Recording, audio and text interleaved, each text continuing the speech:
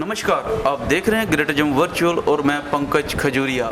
साथियों, जम्मू कश्मीर के अंदर जो राजनीतिक हलचल है वो तेज़ हो चुकी है और इसी बीच जो अलग अलग राजनीतिक दल हैं उनमें जो पार्टी ज्वाइनिंग सेरेमनीज़ हैं आए दिन होती रहती हैं। आज हम जम्मू में हैं और जम्मू में आम आदमी पार्टी आप द्वारा जो है कुछ सामाजिक नेता और सामाजिक कार्यकर्ताओं ने पार्टी को ज्वाइन किया और इसी बीच आम आदमी पार्टी जम्मू सह प्रभारी मुनीश सिन्हा जी हमारे साथ जुड़ रखे हैं। अगर इलेक्शन होता है तो हम तो इलेक्शन में जाएंगे ही, लेकिन जिस दिन से हम लोग यहाँ जम्मू की धरती पे कदम रखे हैं और लोग आम आदमी पार्टी से जुड़ना चाह रहे हैं, उनके अंदर में इतना अवेयरनेस है कि प्रतिदिन करीबन सैकड़ों की संख्या में यहाँ लोग आम आदमी पार्टी से जुड़ रहे हैं और संख्या हमारा दिन प्रतिदिन बढ़ते जा रहा है।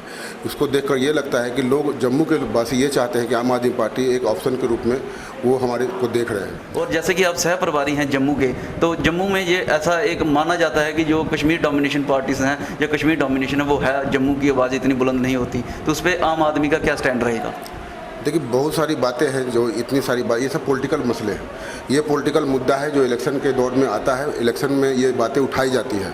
लेकिन हम लोग एक स्टेट लेवल की बात कर रहे हैं। हम आज के डेट में हम बात कर रहे हैं स्टेट में चुनाव होगा और स्टेट में सरकार बनेगी तो आम आदमी पार्टी क्या करेगी।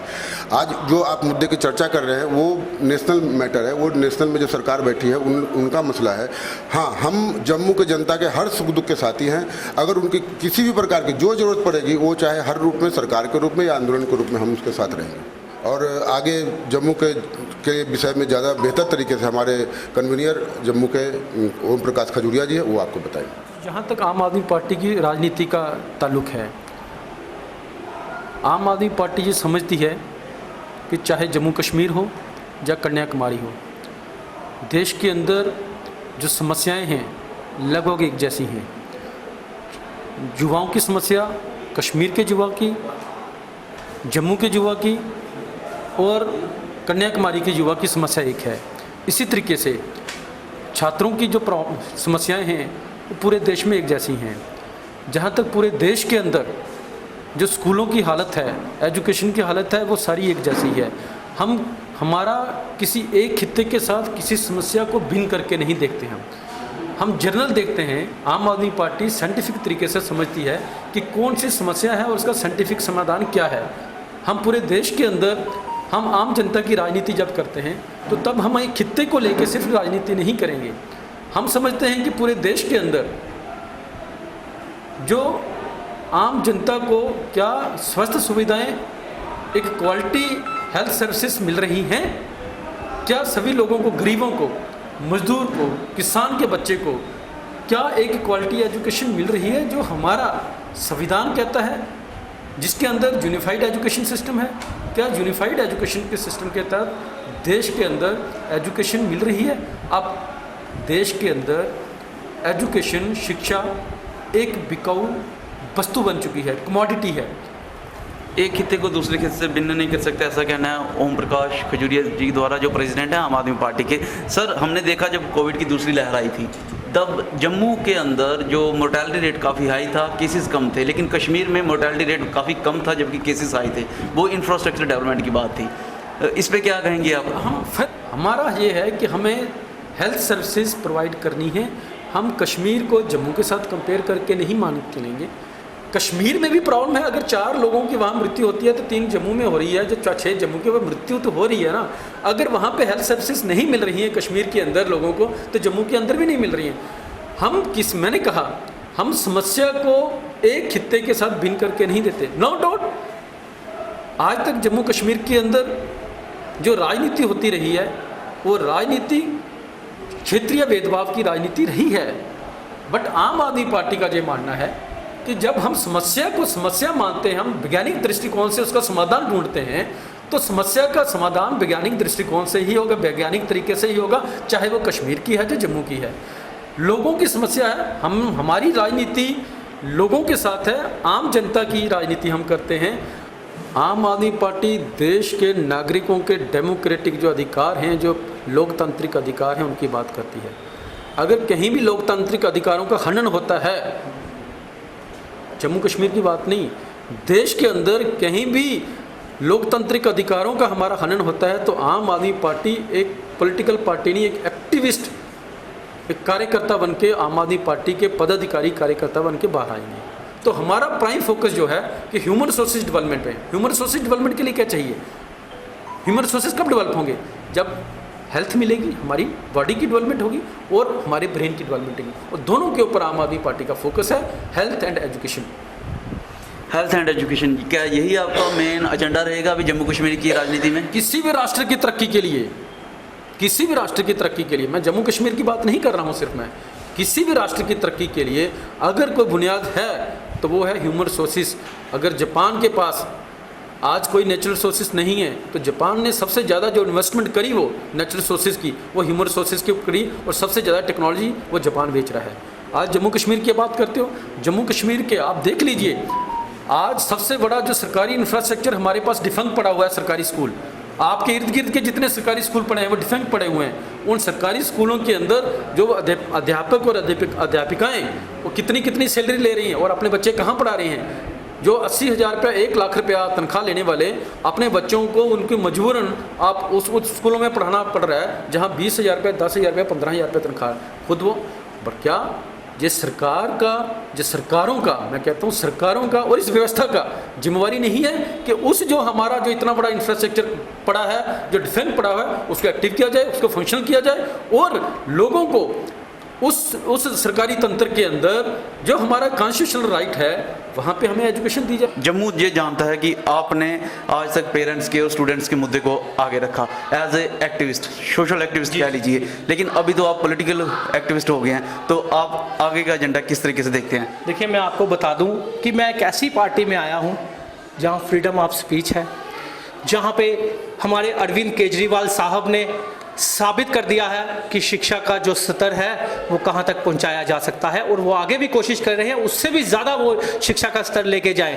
जैसे कि दिल्ली में अरविंद केजरीवाल साहब ने गवर्नमेंट स्कूलों का इंफ्रास्ट्रक्चर ऐसा बना दिया है कि प्राइवेट स्कूल उनके सामने फीके पड़ते हैं। बड़े बड़े IPS IAS officers government private school से निकाल कर अपने बच्चे गवर्नमेंट स्कूल में डाल रहे हैं, क्योंकि प्राइवेट स्कूल पे नकेल तभी कसी जा सकती है जब आप लोग उनसे फंडिंग ना लेकर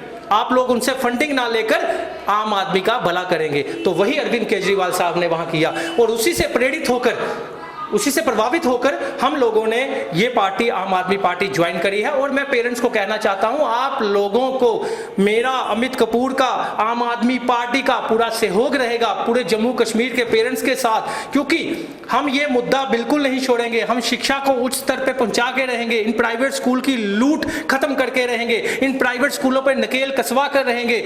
और रही बात फीसों की, मैं आज भी ये कहता हूं, कोई भी capitation fees, registration fees, annual fees, admission fees मत दीजिए। कोई ऑर्डर नहीं इनके पास, कोई स्कूल ले नहीं सकता सिवाय ट्यूशन फीस के। ट्यूशन फीस भी उन स्कूलों को देनी है जो स्कूल JKFFC का अप्रूवल ले चुके हैं, और मैक्सिमम स्कूलों ने नहीं लिया। अगर आपसे फीस मांगते हैं, उनसे बोलिए कि JKFFC का अप्रूवल दीजिए तो फीस लीजिए, वरना नहीं दीजिए। सर, ये तो आपकी एक्टिविटी हो गई जो आप पिछले 2-3 साल से कर रहे हैं, लेकिन पॉलिटिकली आप इस एजेंडे को कैसे आगे लेके जाएंगे? क्योंकि हमने देखा जम्मू कश्मीर में इंस्टेबिलिटी ज़्यादा है। अगर मैं बात करूं इंटरनेट की, तो इंटरनेट बड़ा शटडाउन रहा पिछले 1-1.5 साल। अगर मैं इंटरनेशनल बॉर्डर एरियाज की बात करूं, आए दिन हमें प्रोटेस्ट देखने को मिलता है कि वहाँ पर इंटरनेट की व्यवस्था नहीं है, हिलीज एरियाज़ में इंटरनेट की व्यवस्था नहीं है, जो आज की डेट में सबसे बड़ा एक माध्यम बना हुआ है एजुकेशन का। इन सारी चीज़ों को पॉलिटिकल इंस्टेबिलिटी, मैं आपको बता दूं कि विफलता रही हमारी सरकारों की। आप देखिए, आपने देखा ही होगा, हमारा 10th का यूथ रोडों पे था। आपको पता है कि 2020 में 10th क्लास के जितने बच्चे हैं, 10th क्लास के छोड़िए, नेट का सिस्टम क्या था? नेट टोटल जो है दिसंबर तक बंद था। दिसंबर तक टोटल जो नेट था वो 2G बीच में आया, बाकी बंद था। 2G नेटवर्क था। तो 2G में जब एक फाइल खोलनी हो सिटी में, जम्मू सिटी में भी फाइल खोलनी होती है तो टाइम लगता था। आप सोचिए, रूरल एरियाज, फ्लंक्स एरिया ज़्यादा हैं, वहाँ पे तो इंटरनेट का नाम की कोई चीज़ ही वहाँ नहीं थी। कई लोगों के पास मोबाइल्स नहीं थे, कई लोगों के पास छोटे मोबाइल थे, जहाँ पे वो ऑनलाइन स्टडी कर ही नहीं पाई, और हमारी सरकारें पहुँचा भी नहीं पाई। प्राइवेट स्कूल तो विफल हो चुके थे, लेकिन गवर्नमेंट स्कूल भी विफल हो चुके थे। हमारी जो गवर्नमेंट है वो विफल हो चुकी थी ऑनलाइन स्टडी करवाने में, लेकिन उसके बाद भी उन्होंने 10th क्लास के JK बोस के बच्चों को फेल कर दिया। देखिए किस वजह से फेल किया, जब विफलता आपकी अपनी है, जब सीबीएसई वाले 10th क्लास के बच्चों को बिना पेपर लिए पास कर सकते हैं, 99.5% रिजल्ट निकाल सकते हैं, तो जेके बोस को प्रॉब्लम क्या थी? गवर्नमेंट मिशन यूथ करके एक प्रोग्राम चला रही है जिसमें वो कह रही है कि यूथ को बहुत ज़्यादा हम इंगेज करेंगे हर एक स्तर पे। हम देख रहे हैं आपने 10th का नाम लिया, स्ट्राइक कर रहे हैं, प्रोटेस्ट कर रहे हैं, डेंटल वाले भी प्रोटेस्ट कर रहे हैं, इस पे आपकी क्या रहेगी, क्योंकि अभी आप राजनीतिक दल में आ चुके हैं। देखिए बिल्कुल मैं कह रहा हूं कि एक आई वॉच किया जा रहा है। आप मुझे बताइए, मैं पूछना चाहता हूं, आप 10th के बच्चों की बात कर रहे हैं, यूथ की बात कर रहे हैं, या 12th के यूथ की बात कर रहे हैं आप, तो यूथ के लिए किया क्या? मिशन यूथ आप आए दिन 10+2 के कंट्रेक्चुअल रोडों पे हैं, 10th क्लास के बच्चे रोडों पे हैं, डेली वेजर रोडों पे हैं, क्या किया इन लोगों के लिए आप लोगों ने? आम आदमी पार्टी क्या करेगी इसके लिए? आम आदमी हर एक इंसान के साथ लड़ेगी, हर एक आम आदमी के साथ लड़ेगी, आम आदमी के साथ मिलकर इन लोगों से लड़ेगी और आवाज रखेगी कि इन लोगों के जो मुद्दे हैं उनको सॉल्व किया जाए। और ऐसे जो बच्चे हैं जिनको आप लोग ऑनलाइन स्टडी देने में विफल हो चुके थे, उन बच्चों को मास प्रमोशन दे दी जाने चाहिए। आपका क्या जाता है, कहीं आप गवर्नमेंट स्कूल भी बेचने के लिए तो नहीं लग पड़े? रामबन में एबीवी प्रोटेस्ट कर रही थी गवर्नमेंट स्कूल को लेके कि वहाँ पे ऑक्सीजन जनरेशन प्लांट चल रहा है, क्या कहेंगे आप? देखिए बिल्कुल गलत है। आप मुझे बताइए कि एक स्कूल में आप ऑक्सीजन प्लांट कैसे लगा सकते हैं? बच्चों के लिए कितना खतरा हो सकता है? आप खुद, वो बिल्कुल मैं कह रहा हूँ बिल्कुल जायज प्रोटेस्ट था वो, उनकी डिमांड सुनी जानी चाहिए और वहाँ पे ऑक्सीजन प्लांट जो है वो नहीं लगाना चाहिए। आपका एज ए पॉलिटिकल क्या रहेगा अभी लोगों के लिए?